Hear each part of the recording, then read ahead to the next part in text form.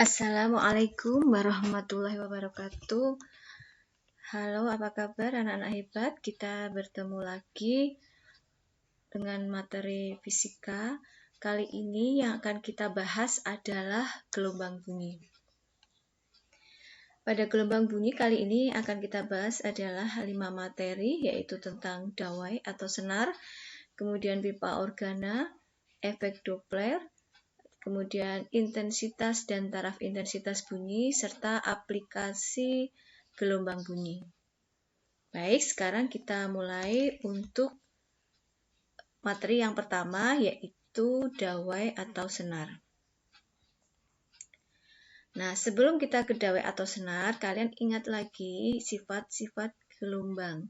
Nah, hampir sama dengan sifat gelombang yang terdahulu, sifat gelombang bunyi itu mempunyai ciri khas, yaitu dapat mengalami refleksi, refraksi, difraksi, interferensi. Ada tambahan untuk gelombang bunyi yaitu efek Doppler dan pelayangan gelombang. Sekarang kita masuk ke dawai atau senar. Dawai atau senar itu bisa kita lihat di sini ada gambar gitar, yaitu yang sering kita lihat dawai atau senar gitar. Bisa juga dawai piano. Jadi dalam contoh soal, dawai itu bisa dawai gitar atau dawai piano. Nah, di sini ada istilah frekuensi nada dasar. Ada istilah frekuensi nada atas 1, ada nada atas 2. Ada buku lain yang memberikan istilah tidak frekuensi nada dasar, tetapi harmonik pertama, harmonik kedua, dan harmonik ketiga. Jadi kalau frekuensi nada dasar itu ada yang mengistilahkan adalah harmonik pertama. Frekuensi nada atas 1 harmonik kedua, frekuensi nada atas 2 harmonik 3. Itu sama saja. Kemudian dilihat di sini. Kalian ingat jika nanti ada soal, ini membentuk setengah lambda ya. Kita ingat gelombang berdiri atau gelombang stasioner. Ini kalau kita gabung menjadi satu bulatan, ini setengah. Jadi ini kita gabung, maka dapat setengah lambda. Jika terbentuk setengah lambda, itu berarti dia frekuensi nada dasar. Persamaannya adalah F0 sama dengan V per 2L. Nah, jika nanti dalam soal V-nya tidak ada bagaimana, maka bisa mencari V sama dengan akar dari F, L per M. F-nya adalah gaya, L-nya adalah panjang dawai atau senar, M-nya adalah massa senar. Kemudian, frekuensi nada atas 1, ciri gelombangnya adalah membentuk berapa gelombang ini? 1. Ini satu bulatan itu setengah. Jika ini digabung menjadi satu bulatan. Jadi ada 2 bulatan itu 1 lambda. Kalau nanti di dalam soal ada 1 lambda, berarti dia frekuensi nada atas 1 atau harmonik kedua. Sama dengan gambar yang di bawahnya. Ini ada berapa gelombang? Ini ada 2 bulatan, berarti ini 1. Ini jika digabung ada 1 bulatan, berarti 3 per 2 lambda.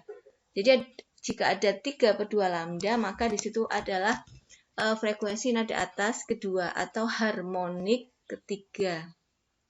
Bagaimana persamaannya atau rumusnya? Di sini ada Fn sama dengan N plus 1 F0.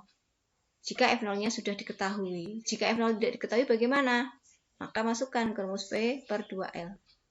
Itu tentang dawai atau senar. Kita lanjut. Nah, contoh soal. Sepotong dawai yang panjangnya 80 cm dan masanya 16 gram dijepit kedua ujungnya dan terentang tegang dengan tegangan 800 Newton. Yang ditanyakan adalah frekuensi nada atas ke-1. Nah, di sini kita belum mengetahui V-nya. Maka V bisa dicari, kalian bisa mencari sendiri V sama dengan akar FL per M. Ingat satuan dalam satuan SI. Nah, bagaimana nada atas ke-1-nya? Yang tadi rumusnya ya, N plus 1 per 2L masukkan. N-nya ketemu 250 Hz. N-nya N1 ya ini ya. Nah, ya, sekarang kita lanjut materi yang berikutnya yaitu tentang pipa organa. Pipa organa terbuka itu contohnya adalah seruling. Kedua ujungnya terbuka. Jika ditiup, dia menimbulkan getaran yang akhirnya menjadi sumber bunyi. Contoh dari pipa organa terbuka tadi seruling ya. Pada dasarnya untuk pipa organa terbuka itu sama dengan dawai. Ya, dilihat di sini. Untuk nada dasar pipa organa terbuka yang terbentuk adalah setengah gelombang. Kemudian bagaimana dengan nada atas pertama? Terbentuk satu gelombang, sama seperti dawai. Nada atas kedua berapa gelombang? 3/2 gelombang. Jadi ini sama dengan dawai. Kemudian yang pipa organa tertutup. Jadi kalian harus tahu pipa organa itu apa sih? Tabung yang dalamnya berlubang ya untuk lewat udara. Kalau pipa organa tertutup itu contohnya klarinet yang biasa dimainkan oleh Squidward ya pada kartun SpongeBob. Nah itu klarinet itu contoh pipa organa tertutup. Untuk nada dasar pipa organa tertutup, gelombang yang terbentuk yaitu 1/4 lambda. Ini 1/4, maka F0-nya 1/4 nih. B/4L. Frekuensi nada atas pertamanya terbentuk 3/4 lambda. Sedangkan frekuensi nada atas kedua terbentuk 5/4 lambda. Nah, persamaannya ini Fn sama dengan 2N plus 1 F0. Kita lihat ke contoh soal. Nah, contoh soal ini kalian harus tahu berapa gelombang yang terbentuk. Ya, perhatikan gambar berikut. Jika cepat lambat bunyi di udara 340 meter per sekon, tentukan frekuensi yang dihasilkan. Jadi dari gambar kita harus tahu itu berapa gelombang. Kita lihat.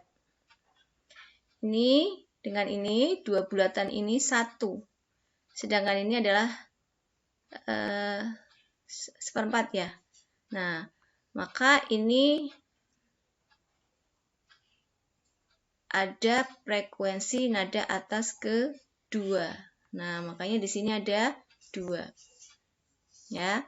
Diingat tadi untuk frekuensi nada atas kedua. Ini pipa organa apa? Pipa organa tertutup karena satunya tertutup, ininya terbuka. Kalau pipa organa terbuka, dua-duanya terbuka. Ya. Nah, ini dimasukkan ke rumus.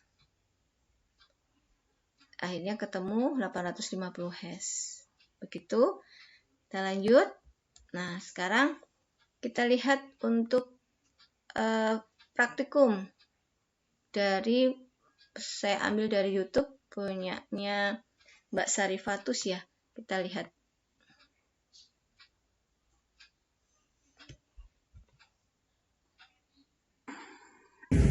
Hai, perkenalkan saya Syamida Ulima. Di sini saya akan mendemonstrasikan praktikum tentang pipa organa terbuka. Nah, tujuan dari praktikum ini adalah untuk menganalisis hubungan tinggi rendahnya frekuensi dengan jumlah air atau kolom udara yang dimasukkan ke dalam botol. Nah, untuk praktikum ini, alat dan bahan yang perlu kita siapkan yang pertama adalah botol kaca. Di sini saya menggunakan dengan jumlah 8 botol kaca.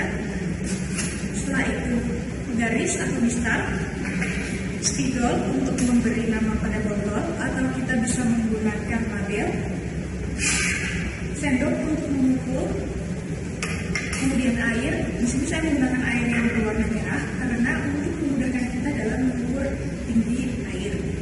Setelah itu corong untuk memasukkan air ke dalam botol. Nah, langkah percobaannya yang pertama adalah kita harus memasukkan air kepada botol-botol ini dengan tinggi yang berbeda-beda.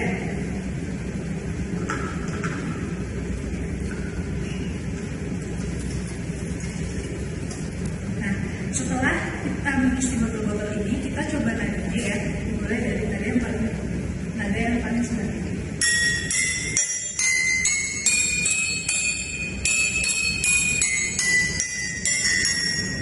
Nah, untuk lebih memastikannya lagi, kita coba dengan menggunakan lagu Udul-Udul.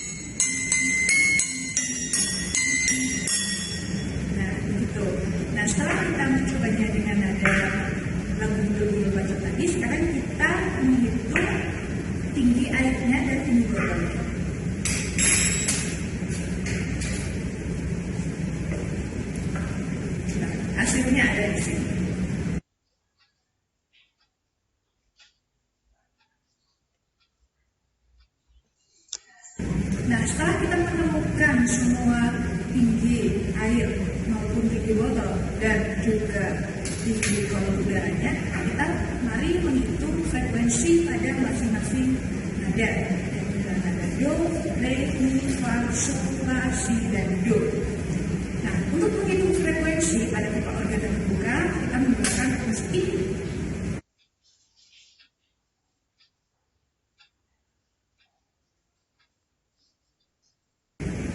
Nah, setelah kita memasukkannya ke dalam persamaan, maka diperoleh kesimpulan bahwa semakin tinggi kolom udaranya, maka akan semakin tinggi frekuensi yang dihasilkan. Begitu pula sebaliknya, semakin pendek kolom udaranya, maka akan semakin rendah frekuensi yang dihasilkan.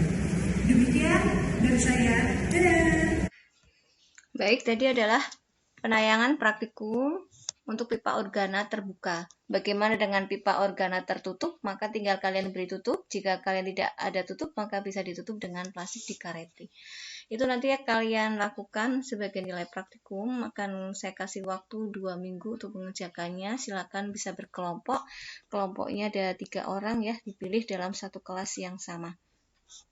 Baik, itu adalah untuk intermezzo. Sekarang kita lanjut ke efek Doppler. Nah, efek Doppler itu adalah perubahan frekuensi atau panjang gelombang sumber gelombang yang diterima pengamat karena adanya gerak relatif di antara keduanya. Jadi pada sumber bunyi itu relatif ya, di mana pendengar atau sumbernya saling menjauh atau saling mendekat itu mempengaruhi frekuensi yang diterima oleh pendengar. Ya, di sini sudah tertulis rumusnya. Fp adalah frekuensi pendengar, kemudian V adalah cepat lambat bunyi, itu biasanya ketetapan 340 meter per sekon. Plus minus itu artinya boleh plus boleh negatif. Dilihat nanti yang mendekati siapa. Vp adalah cepat lambat kecepatan pendengar. Sekarang P adalah kecepatan sumber. Kalau ini cepat lambat bunyi di udara V-nya ya. Fs-nya itu frekuensi sumber. Sekarang bagaimana cara menghafal biar kalian tidak kebalik antara Vs dan Pp. P itu kita ibaratkan Paijo, sedang S kita ibaratkan adalah Siti. Paijo itu laki-laki, Siti itu perempuan. Jadi untuk tabiat seorang Paijo atau seorang laki-laki, Paijo ya, itu dia biasanya suka naik ya, sehingga Paijo itu selalu di atas, sedangkan Siti selalu di bawah. Maka kalian ingat, karena Paijo sering di atas, maka VP pasti di atas, PS-nya di bawah, tinggal ditambahkan dengan V atau dikurangi. Ya, kemudian bagaimana plus minusnya? Diingat, tadi Paijo adalah laki-laki, Siti adalah perempuan. Kalau Paijo mendekati Siti, itu positif. Jadi pendekar mendekati sumber itu positif, karena gentleman ya. Nah, sebaliknya, kalau Siti mendekati Paijo atau sumber mendekati pendengar, itu negatif. Karena seorang perempuan, untuk kita orang Jawa itu tabu jika mendekati Paijo dulu atau ngejar-ngejar Paijo dulu. Jadi kalau Siti mendekati Paijo negatif. Kalau Paijo mendekati Siti positif. Itu diingat. Paijo selalu di atas, Siti selalu di bawah. Sekarang kita lihat contoh. Nah, sumber bunyi memancarkan bunyi dengan frekuensi 500 Hz. Sumber bunyi, frekuensi, berarti frekuensi sumber Fs. Saling mendekati dengan pendengar, saling mendekati dengan pendengar. Kecepatan sumber bunyi Vs 400 meter per sekon. Kemudian kecepatan pendengar Vp 500 meter per sekon. Jika kecepatan bunyi di udara 340 meter per sekon, V 340 meter per sekon, tentukan frekuensi bunyi yang didengar oleh pendengar. Nah, kita tulis Fp tadi ya, Paijo selalu di atas, Vp. Kalau ini V-nya tetap, V ada semua kan di depannya. Nah, V-nya ada semua di depan. Nah, Vp itu mesti di atas, Paijo di atas, Siti di bawah. Kemudian tadi ada kalimat saling mendekati, berarti sumber mendekati pendengar, pendengar juga mendekati sumber, saling mendekati kalimatnya ini.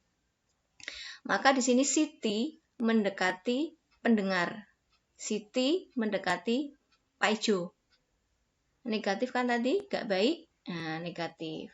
Maka mana VS? Kita lihat VS di sini kasih negatif. Begitu. Kemudian tadi kan saling mendekati, berarti baik sumber maupun pendengar mendekati. Sekarang pendengar mendekati sumber atau Paijo mendekati Siti. Bagus, gentleman, positif. Maka VP-nya nanti kasih tanda positif. Dikalikan Fs. Ya, kita tinggal seperti biasa perhitungan matematis kita dapat 650 Hz. Kita lanjut. Nah, taraf intensitas bunyi. Ya, intensitas gelombang itu dapat diselesaikan dengan persamaan. Ini I intensitas ya, I2 per I1 dikuadratkan. Ini R jarak dari sumbernya, R1 per R2 kita kuadratkan. Sedangkan taraf intensitas bunyi, ini untuk satu sumber bunyi, TI itu singkatan dari taraf intensitas, sama dengan 10 log I per I0. Jadi ada kaitan antara taraf intensitas dan intensitas bunyi. Kemudian kalau taraf intensitas bunyi untuk beberapa sumber bunyi, maka tinggal kita contoh ya.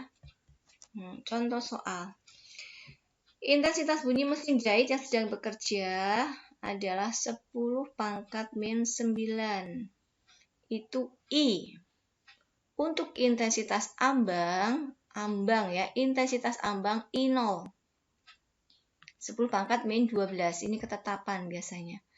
Maka taraf intensitas bunyi dari 10 mesin jahit identik yang sedang bekerja adalah, kita cari dulu taraf intensitas untuk satu mesin jahit. Nah, pakainya rumus TI sama dengan 10 log I per I0. Ya, I-nya tadi masukkan, I0-nya masukkan, ini dikurangi ya, min 9, min 12. Jadi dapatnya 10 pangkat 3. 10 log 10 pangkat 3. Ingat, log 10 pangkat 3 itu 3. Jadi kalau log yang dipakai adalah pangkatnya. Ya, kalau log 10 pangkat 4, berarti jadinya 4. Log 10 pangkat 2, jadinya 2. Dapat 30 desibel. Setelah tahu taraf intensitas satu sumber bunyi, kita masukkan ke untuk 10 mesin jahit. Ini TI 10, TI 1 yang tadi 30 ditambah 10 log N. N-nya apa? N-nya adalah jumlah mesin jahitnya. Ini seperti tadi, log 10 itu artinya 10 pangkat 1. Ya, sama saja log 10 itu ya 1, maka masih utuh 10. Didapatkan 40 desibel.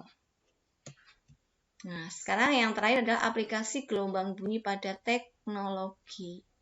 Kalian mau tahu apa? USG. USG yang untuk kandungan itu memanfaatkan gelombang bunyi. Ya, kemudian sonar. Sonar itu untuk mencari perahu yang tenggelam, itu juga pakai gelombang bunyi. Ini sonarnya dilepas. Kemudian kacamata tunanetra itu juga pakai gelombang bunyi. Nah, ini adalah soal, ada 5 soal yang harus kalian kerjakan.